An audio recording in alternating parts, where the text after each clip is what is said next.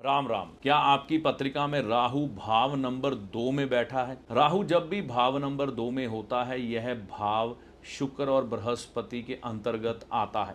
शुक्र को मिट्टी माना गया है, बृहस्पति को सोना माना गया है, और राहु इन दोनों से ही अच्छा बर्ताव नहीं करता तो दुश्मन के घर में बैठकर प्रॉब्लम तो देगा ही।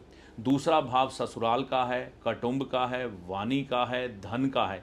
तो यहाँ पर पहला फल क्या प्रकट करता है राहु?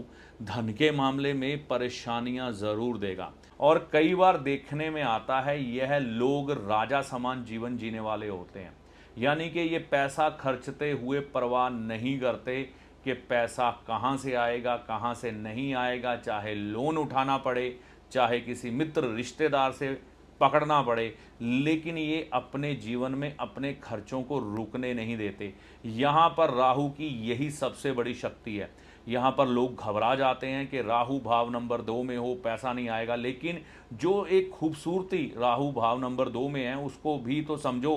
राहु 2 वालों ने अपने परिवार का बहुत किया होता है, अपने ससुराल वालों का बहुत किया होता है, मतलब ससुराल वालों की मदद की होती है, जीवन साथी को ये बहुत अच्छे ढंग से रखते हैं। लेकिन इनकी जो एक आदत होती है कि जब यह बोलते हैं कुछ एक शब्द ऐसे निकल जाते हैं जो चुभते हुए होते हैं, और इनका जीवन साथी उन्हीं शब्दों को पकड़ लेता है।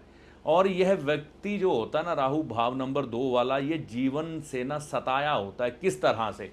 इसने लोगों का किया बहुत होता है, कुटुंब का बहुत ज़्यादा किया होता है, अपने परिवार में अपने भाई हो, बहन हो, पिता हो, माता हो या रिश्तेदार हो, उन सब की ज़रूरतें समय समय पर इसने अपने आप को एक तरह से कह लो कि रिस्क पे रखकर पूरी की होती हैं। इतना सब कुछ करने के बाद भी यहाँ से, यानी कि अपने परिवार से, रिश्तेदारी से, ससुराल से, जीवन साथी से इन्हें सही तरह से सम्मान नहीं मिलता। अगर आपके संबंध ससुराल के साथ खराब हो रहे हो, जीवन साथी के साथ खराब हो रहे हो, तो आपको क्या उपाय करना है? आपको उपाय ये करना है, चांदी की गोली जो कि पिंजरे में हो। हालांकि चांदी की खुली गोली का भी उपाय किया जाता है।